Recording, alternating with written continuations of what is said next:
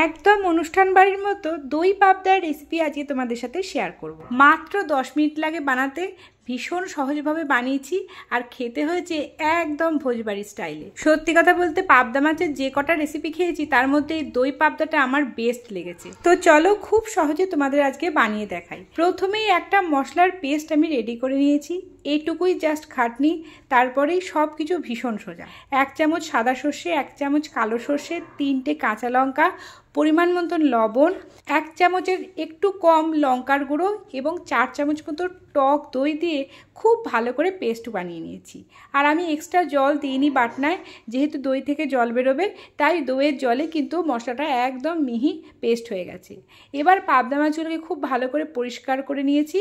এর মধ্যে দিলাম পরিমাণ মতো লবণ, হলুদ আর দিলাম সর্ষের তেল।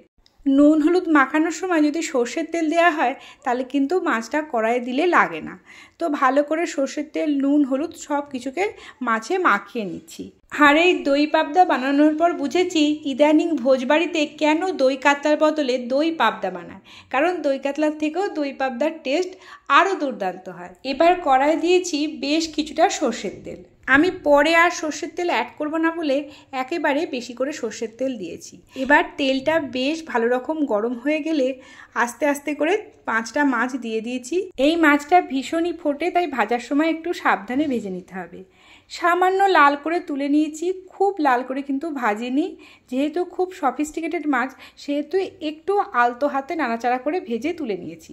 এবার ওই তেলেই কালো জিরে ফোড়ন দিয়ে যে পেস্টটা আমরা বানিয়ে রেখেছিলাম দই এবং সর্ষে পোস্তর, সেই পেস্টটা এখানে অ্যাড করে দিলাম। এবার হাই ফ্লেমে রেখে ঝোলটা কিছুটা ফুটে আসলে এর মধ্যে দিলাম পরিমাণ মতন হলুদ। হলুদটা একটু বেশি দিতে হবে যেহেতু দই দিয়েছি। আর লবণ দিইনি, যেহেতু মশলা পেস্ট করার সময় লবণটা অ্যাড করেছি সেহেতু লবণ আর এর মধ্যে অ্যাড করিনি।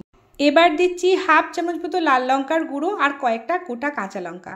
যেহেতু দই দিয়েছি এবং দই দিলে নুন ঝাল সবই অনেকটা কমে যায়, তাই পরিমাণ মতো নুনটা, হলুদটা এবং লঙ্কাটা একটু বেশি দিতে হবে, নাহলে ঝালটা কিন্তু একেবারেই কম হবে। যেহেতু এই রান্নাটা একটু টক এবং ঝালটা বেশি হয় সেহেতু সামান্য লঙ্কাটা বেশি দিতে হবে।